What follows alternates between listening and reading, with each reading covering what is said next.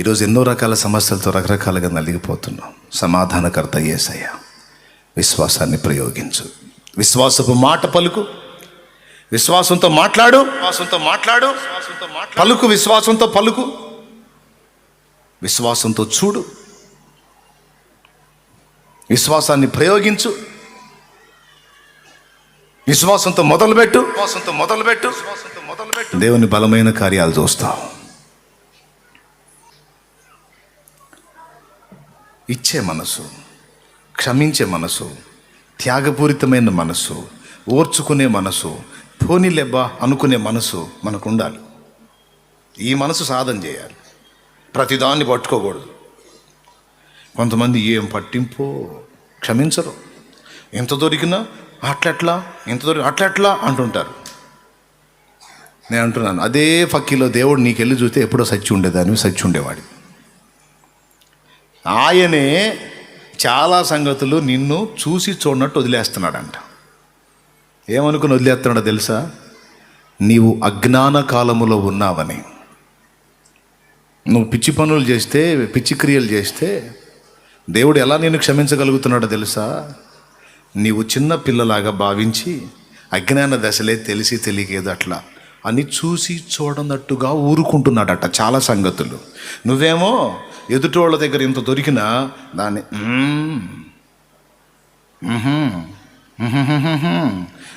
అట్లెందుకు ఎట్లెందుకని ఏమి రాస్తారో నోట్సులు జనం. అవతరాలు ఎంత దొరికినా సరే ఉతుకుడు సెక్షన్, ప్రచారం. క్షమించే మనసు, దాతృత్వం కలిగిన మనసు, త్యాగపూరితమైన మనసు, దయాగుణం, పోనీలే తెలిసి చేసిందంటావా, తెలిసి చేశాడు, పోనీలే. ఎంత మంచి మనసు అదే, దేవుని మనసు అదే. పోనీలే అనుకున్నాడు కాబట్టి బతికున్నావు నువ్వు నేను. పోనీనో అన్నాడు అనుకో, అయిపోయినట్టే. ఒక్కటే మాట మీద మిమ్మల్ని అందరినీ ఇప్పుడు దాకా నేను రౌండ్ చేశాను. విశ్వాసాన్ని ప్రదర్శించండి, ప్రయోగించండి, మాట్లాడండి, చూడండి, పొందుకోండి. దేవునికి స్తోత్రం కలుగును గాక. వ్యతిరేకంగా ఎప్పుడు ఆలోచన చేయొద్దు, అది సైతాను పుట్టిస్తాడు. నీ రేపటిని గురించి, నీ గతాన్ని తీసుకొచ్చి గుర్తు చేసి వాడు, నువ్వు గతంలో ఇంత దరిద్రం కదా, నీ రేపు ఇంత భయంకరంగా ఉండబోతుందని చెబుతాడు. నువ్వేమంటావు తెలుసా? నా గతం నాకు గుర్తుంది, నీకు గుర్తుందేమో, నా దేవుడు క్షమించాడురా అని చెప్పగలగాల సైతాన్. లేకపోతే వాడు నీ గతాన్ని తీసుకొచ్చి నీ రేపటిని గురించి వికృతమైన ఆలోచనలు, నెగిటివ్ థాట్స్ నీకు వచ్చేటట్టు చేసి, నువ్వు దాన్ని నమ్మేటట్టు చేసి బ్రతుకుని శాపగ్రస్తంగా మార్చాను ట్రై చేస్తాడు వాడు. నీ తలంపులతో ఆడుకుంటాడు వాడు.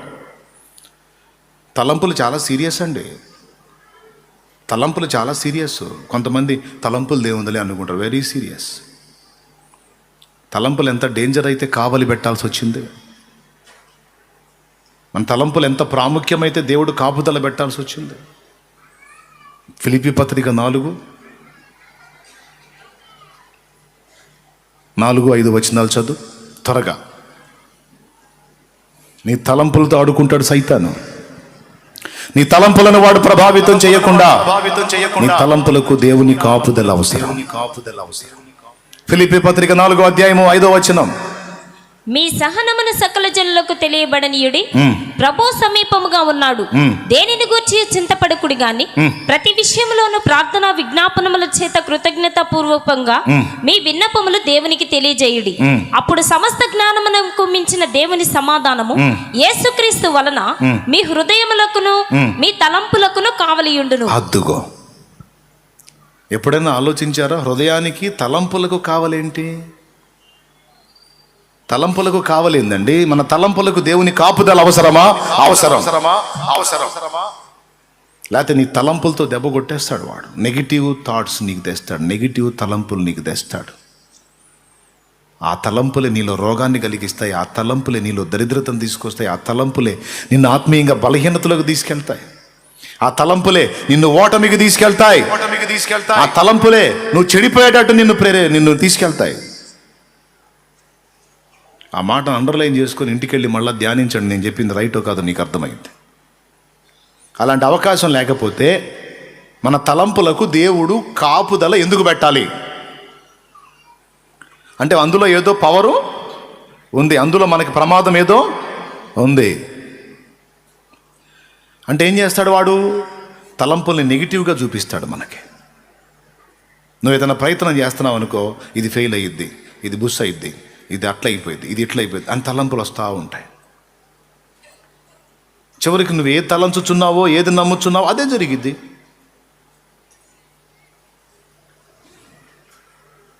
ప్రియులారా, మన తలంపుల్లోని ఆడుకుంటాడు సాతాను, వాడుకుంటాడు.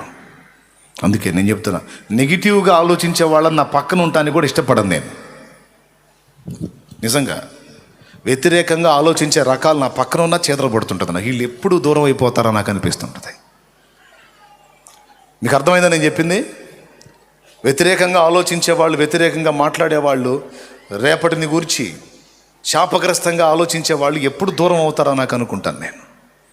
పనికిరారు అసలు వాళ్ళు మన దగ్గర. ఆశీర్వాదకరమైన వాక్కు ఉండాలి, శుభప్రదమైన వాక్కు ఉండాలి, నిరీక్షణతో కూడిన వాక్కు ఉండాలి, రేపటిని గూర్చి శుభప్రదమైన మాట పలికే విధానం ఉండాలండి.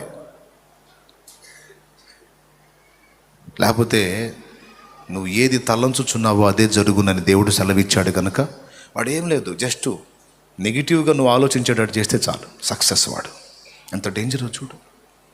ఆయనేమో మరి వీళ్ళ సంతకం పెట్టేశాడు దేవుడు.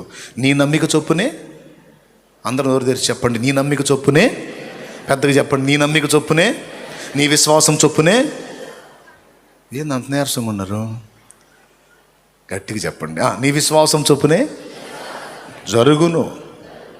అంతే. ఇప్పుడు వాడు ఇంకా ఏం చేయాల్సిన అవసరం లేదు. నీ ఆత్మీయ జీవితాన్ని గురించి నువ్వు నిలవలేవు, నువ్వు పడిపోతావు, కష్టం, గొప్ప గొప్ప వాళ్ళే పడిపోయారు, నువ్వెంత, నువ్వు పడిపోతావు. ఈ తలంపుని తెచ్చాడు అనుకో, నిజమే కష్టమే, నిజమే ఉండలేను, నిజమే కష్టమే. డిషా ఏంటిది? డిషా అయిపోయింది, పడిపోయింది. ఇప్పుడు ఈ పరిస్థితి నుంచి నువ్వు బయటపడటం కష్టం, సాధ్యం కాదు, జరగదు, అంతా వ్యతిరేకంగా ఉంది, అన్నీ కలిసి వచ్చినాయి, అంతా తేడానే, అంతా ఏదో మొత్తానికి ఏదో మూడింది, మొత్తానికి ఏదో జరగబోతుంది.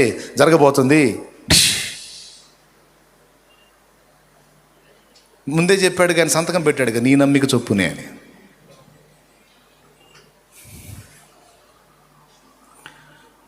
ఆమెమి నమ్మింది? ఆయన వస్త్రపు చెంగును మాత్రము ముట్టినా చాలు బాగుపడతాను అనుకుంది. అసలు సహజంగా ఏమనుకుంటారు? ఆయన నా మీద చేయి ఉంచితే బాగుపడతానని. కానీ ఏమేమి నమ్మింది? ఆయన చేయి అవసరంలా, ఆయన ఉమ్మూసి బురద చేసి నాకేం రాయాల్సిన అవసరంలా, నన్ను ముట్టాల్సిన అవసరంలా, నేను ఆయన వస్త్రాన్ని ముట్టితే చాలు బాగుపడతాను అనుకుంది. బాగుపడింది. బాగుపడ్డ తర్వాత ఆయన ఆమెకేం చెప్పాడు? ఒక్కసారి చదవండి.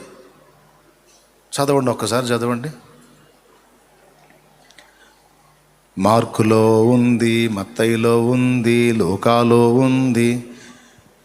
దేవునికి మహిమ. హల్లెలూయా. చూడండి, తొందరగా చూడండి. ఆయన మార్కు సువార్త 5:29. ఇంకొంచెం మనసులో చెప్పుకోమ్మా, నాకేం పడట్లా సరిగా. మార్కు సువార్త 5:29. అది అంటమ్మా, మార్కు సువార్త 5వ అధ్యాయం 29. చదువు తల్లి, ఏముందో చదువు. వెంటనే ఆమె రక్తధార కట్టెను గనుక తన శరీరములోని ఆ బాధ నివారణ అయినదని గ్రహించుకొనెను. వెంటనే యేసు తనలో నుండి ప్రభావము బయలువెళ్ళనని తనలో తాను గ్రహించి జనసమూహం వైపు తిరిగి నా వస్త్రములు ముట్టినదెవరని అడుగగా ఆయన శిష్యులు, జనసమూహము నీ మీద పడుచుండుట చూచుచున్నావే, నన్ను ముట్టినదెవడని అడుగుచున్నావా అనిరి. ఆ కార్యము చేసిన ఆమెను కనుగొనవల్లని ఆయన చుట్టూ చూచెను. ఆ కార్యము చేసిన ఆమెను కనుగొనవలనని ఆయన చుట్టూ చూశాడు. చదువురా. అప్పుడు ఆ స్త్రీ తనకు జరిగినది ఎరిగి భయపడి వణుకుచూ వచ్చి ఆయన ఎదుట సాగిలపడి తన సంగతి అంతయు ఆయనతో చెప్పింది. ఆమె సంగతి అంతా చెప్పింది. ఓకే. అందుకు ఆయన, కుమారి, నీ విశ్వాసము నిన్ను స్వస్థపరిచెను. అద్దుగో, ఆ మాట అండర్లైన్ చేయాలి. కుమారి అంటే కూతురా, నా బిడ్డ, నా కుమార్తె, నువ్వు నమ్మేవమ్మా. నీ విశ్వాసం అక్కడ నీ నమ్మిక నిన్ను స్వస్థపరిచిందని వాళ్ళ అవిశ్వాసం అన్నాడు.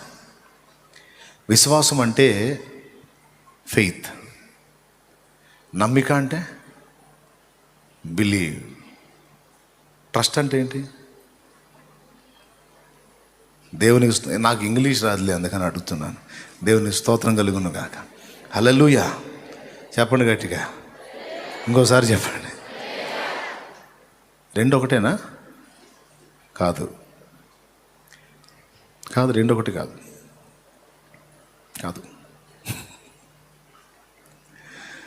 వివాహమైంది, భార్యాభర్తలు సహజీవనం మొదలుపెట్టారు, పిల్లలు పుడతారు అనేది నమ్మిక. ఖచ్చితంగా పుడతారు, నమ్మిక. డాక్టర్లు వైద్య పరీక్ష చేసి అసంభవం అని తేల్చేసిన తరువాత కూడా నాకు దేవుడు బిడ్డనివ్వగలడు అని తలంచుటయే విశ్వాసం. దేవునికి స్తోత్రం కలుగును గాక. అసాధ్యమైనవి సాధ్యమగును అని తలంచుటయే విశ్వాసం.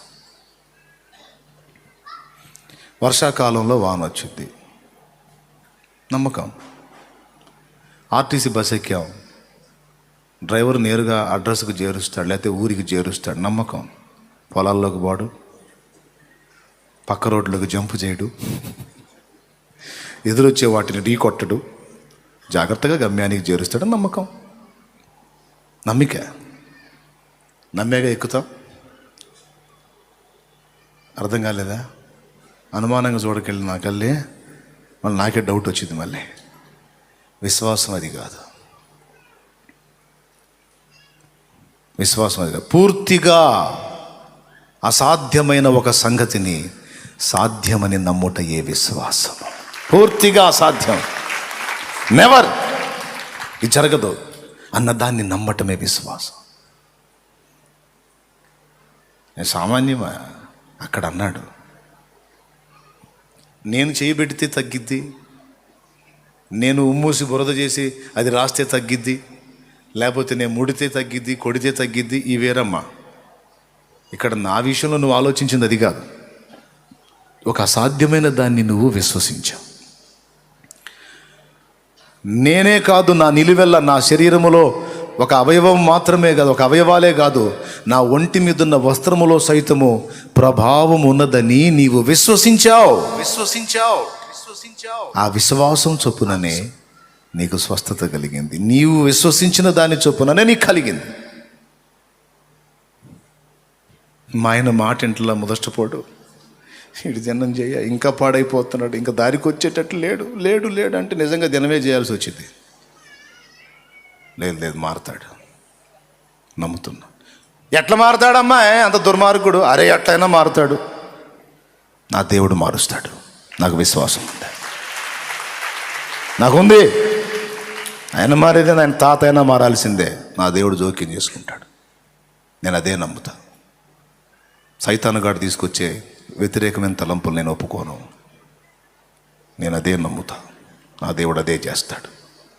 నా పిల్లల విషయంలో కూడా, నా ఫ్యూచర్ విషయంలో కూడా, నా చదువు విషయంలో కూడా, నా జాబ్ విషయంలో కూడా, నా సంతాన విషయంలో కూడా, నా ఆత్మీయ జీవిత విషయంలో కూడా, నా పరిచర్య విషయంలో కూడా, నా ఫ్యామిలీ విషయంలో కూడా, నాకున్న దుర్వ్యసనాల నుంచి విడుదల విషయంలో కూడా నేను అనుకూలమైన సంగతులే తలంచుతాను. దేవుని బట్టి.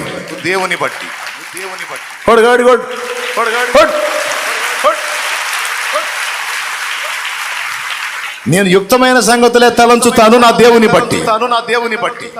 నా తలంపులను చెడిపోనీను, నా ఆలోచనలను చెడిపోనీను. ఒక్కొక్క భర్త భార్యని అనుమానపడతాడు. పాపం మామూలుగా మంచిదే ఆమె. విశ్వాసం ఎంత డేంజరో చూడండి. విశ్వాసం సరిగా ఉపయోగించితే అమృతం, ఆ విశ్వాసాన్ని భిన్నంగా ఉపయోగిస్తే ఆ విశ్వాసమే విషం. భార్య మంచిదే, వీడికి డౌటు. ఇక తన తలంపుల నిండా తను ఎక్కడికి పోయినా ఆ అమ్మాయి గురించి నెగిటివ్గా ఆలోచించడం మొదలు పెడతాడు. ఎప్పుడైతే ఇతని తలంపులలో సదరు వ్యక్తి గురించి వ్యతిరేక తలంపులతో నింపబడటం మొదలుపెట్టి అలా ఆలోచించటం మొదలుపెట్టాడో, దాన్ని ఆధారం చేసుకొని సైతాన్ అక్కడ పనిచేయటం మొదలు పెడతాడు. చివరికి అతడు ఏవేవైతే తలంపు నిండా నింపుకున్నాడో అవన్నీ ఇక పిక్చర్ అయి కనపడుతుంటాయి. రియల్గా పిక్చర్ చూస్తాడు ఇక రియల్గా. ఎంత డేంజరో చూడు. ఎందుకు నమ్మాలి? డైరెక్ట్గా అబ్రహాం భార్య అయిన శారాను తీసుకొని పోయాడు ఫరో. అబ్రహాం ఏం గందరగోళం కాల. తెలుసు శారా ఎంత పరిశుద్ధురాలో, ఎంత నీతిమంతురాలో, ఎంత యోగ్యురాలో, ఎంత ఉత్తమురాలో అబ్రహాంకు తెలుసు అని నేను అంటాను అనుకుంటున్నారా? నేను అనను. శారా ఒక స్త్రీ, బలహీనరాలు. అవతలివాడు ఆమె మామూలుగా లొంగకపోతే కొట్టి దాడి చేసి ఆమెను బలాత్కరిస్తే ఏం చేసిద్ది? కానీ అబ్రహాంకి శారా మీద కాదు, తను సేవిస్తున్న దేవుని మీద విశ్వాసం.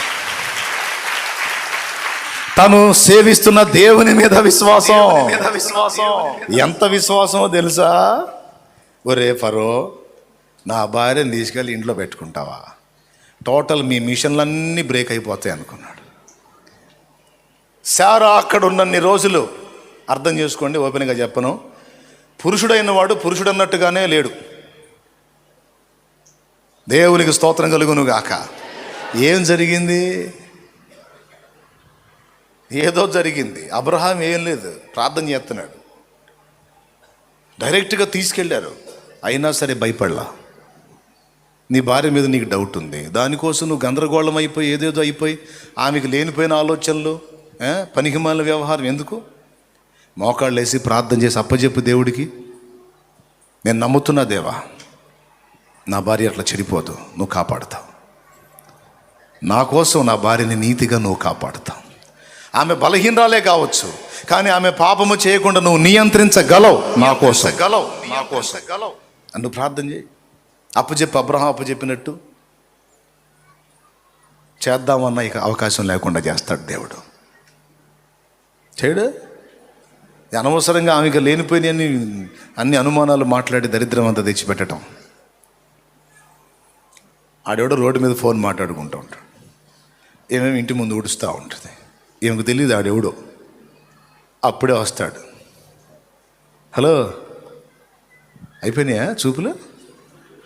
ఏం చూపులండి? ఏంటండి? వాడు ఆడ ఫోన్ మాట్లాడటం, నువ్వు ఈడ ఓడవటం, నే లోపల బా. ఏందండి నేను ఊడ్చుకోవద్దు? అమ్మ పరిశుభ్రమో, పద లోపల పద. 4 తూతాడు. తన్నులు. వాడెవడో ఈయనకు తెలియదు పాపం, నిజంగా తెలియదు. ఇక మరుసటి రోజు నుంచి ఏం చేసింది మీరు చెప్పండి? బయటికి చీపురు తీసుకొచ్చినప్పుడు చుట్టూ చూస్తుంటుందా ఉండదా? ఎందుకు? ఆ దరిద్రుడు ఏమన్నా మళ్ళీ వచ్చాడేమో, వాడిని చూసి మళ్ళీ ఇవ్వాలని దంతాడేమో అని వెతుక్కోదా? అట్లా చుట్టూ చూస్తా ఊడిసేటప్పుడు మళ్ళీ వస్తాడు. ఏంటి ఈరోజు రాలేదా? మిస్ అయ్యేది వెతుకుతున్నావా? అరే, ఇప్పుడేం చేయాలా? చేతులారా లేనిపోయిన వాటిని గుర్తు చేసి తలంపుల్లోకి తెచ్చి, వీడి తలంపులతో అవతల వ్యక్తిని కూడా కల్మషం చేసి పాడు చేసి చేతులారా నాశనం చేసుకుంటారు కుటుంబాలు. అందుకే చెబుతున్నాయి, తలంపులు జాగ్రత్త. దేవుని బట్టి నీ బిడ్డని గురించైనా, భర్తని గురించైనా, భార్యని గురించైనా, కుటుంబాన్ని గురించైనా, ఇతర వ్యక్తులను గురించైనా పాజిటివ్గా తలంచు, శుభప్రదంగా ఆలోచించు, క్షేమకరంగా ఆలోచించు, దీవెనకరంగా ఆలోచించు. ఒకవేళ నెగిటివ్గా ఉన్నా, వ్యతిరేకంగా ఉన్నా, తేడాగా ఉన్నా సరే, నా దేవుడు దాన్ని సరిచేయగలడు అని నమ్ముటయ్యే విశ్వాసం. వీటితో నింపబడాలి. 100కి 1,000,000 చెబుతా ఇదే మొక్క. నీకు బాగా మైండ్లోకి ఎక్కాలి. ఎక్కితేనే శుభప్రదమైన జీవితాన్ని అనుభవించగలుగుతారు. సడలని విశ్వాసం మన నర నరమున ఉంటే నరకాలే తలవంచవా. సడలని విశ్వాసం మన నర నరమున ఉంటే నరకాలే తలదించవా. వస్తాడు వస్తాడు దివిని విడిచి వడివడిగా దిగి వస్తాడు. ఆ కరుణామయుడు తాను తిరిగొస్తాడు. వస్తాడు వస్తాడు. ఈ పాట మొత్తంలో ఈ లైన్ అంటే భలే ఇష్టం నాకు. సడలని విశ్వాసం మన నర నరమున ఉంటే, నరకమైనా సరే నీ జీవితం అది స్వర్గంగా ఆయన మారుస్తాడు. అలా మారాలంటే నీ విశ్వాసమే ఆధారం. నీ విశ్వాసమే. కుమారి, నా విశ్వాసం నిన్ను స్వస్థపరిచింది అన్నాడా? నీ విశ్వాసమే నిన్ను స్వస్థపరిచింది అన్నాడు. దీన్ని దృష్టిలో పెట్టుకొని జాగ్రత్త, మీ తలంపులు జాగ్రత్త. విశ్వాసము ప్రయోగిస్తున్నావు, బ్యాడ్ తలంపులైనా ప్రయోగిస్తున్నావు, మంచి తలంపులైనా ప్రయోగిస్తున్నావు. ప్రతి సంగతికి అన్నీ వచ్చినాయి, ఇందులో అన్నీ వచ్చినాయి. పిల్లలు పాడైపోతారేమో అయ్యిద్ది అంతే. ఏం కాదు, నా దేవుడు ఉన్నాడు. నేను వదిలినా నా పిల్లల చేతిని నా దేవుడు వదలడు. ఆయన పట్టుకున్నాడు, నేను ఆయన చేతికి అప్పగించా. హల్లెలూయా, నేను ఆయన చేతికి అప్పగించా. హడ్సన్ టేలర్ అనే దైవజనుడు, తల్లి ఎన్నో రోజులు ఆయన కోసం ప్రార్థన చేస్తూ ఉంది, మారలేదు. ఒకరోజు తల్లి వేరే ప్రాంతానికి వెళ్ళింది. ఆమె తిరిగి వచ్చేసరికి దేవుడు ఆయన దర్శించాడు, మారు మనసు పొందాడు, పాపిష్టి జీవితం నుంచి విడుదల పొందాడు, నూతన పరచబడ్డాడు, విరిగి నలిగిన మనసులోకి వచ్చేసాడు. అమ్మ ఎప్పుడు వచ్చిద్దా, అమ్మకి ఈ శుభవార్త చెబుదాం, అమ్మా నేను ప్రభువుని విశ్వసించాను, నేను మారు మనసు పొందాను, నేను ఇప్పుడు దేవుని సంబంధిని అయ్యాను అని ఎప్పుడు చెబుతామా? అమ్మ ఎగిరి గంతేసిద్దా అనుకున్నట్టు అమ్మ వచ్చింది. కొన్ని రోజుల తర్వాత అమ్మ వచ్చినప్పుడు సంతోషంగా అమ్మ దగ్గరికి వెళ్ళి అమ్మకి చెప్పాడు, అమ్మ నేను మారు మనసు పొందాను, నేను రక్షణానుభవంలోకి రావడానికి సిద్ధమవుతున్నా, నేను ఇక పాత జీవితాన్ని వదిలేసుకుంటున్నాను, నేను దేవుని చేత దర్శింపబడ్డాను అని ఆయన సోపేద ఆయన చెప్పాడు. ఆమె ఎగిరి గంతేసిద్ది అనుకున్నాడు. లెక్క కూడా చేయలేదు. చాలా ప్రశాంతంగా ఉంది, చాలా ధీమాగా ఉంది. ఎందుకు ఆ ధీమా? ఎందుకు తెలుసా? ఆమె ఒక చిరునవ్వు నవ్వి, నాకు తెలుసు బాబు అంది. అదేంటమ్మా అంటే, నువ్వు మారేది ఏందిరా, నీ తాత అయినా మారతాడు. ప్రార్థన చేసి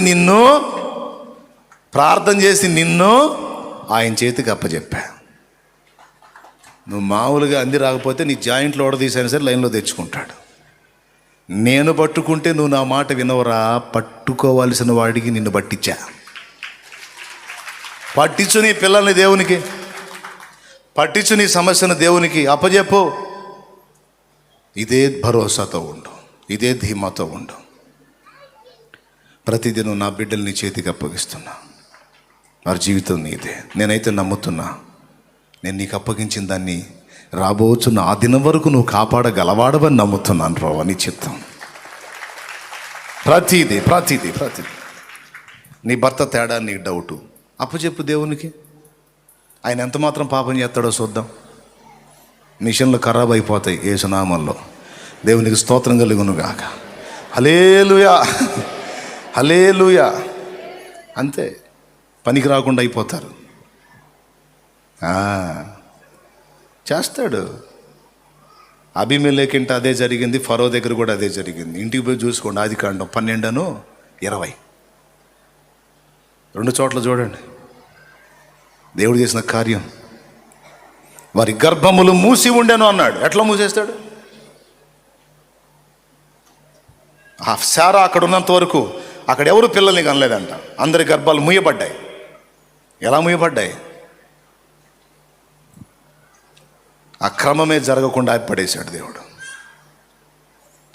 అంత తీవ్రంగా ఉంటుంది దేవుని వ్యవహారం.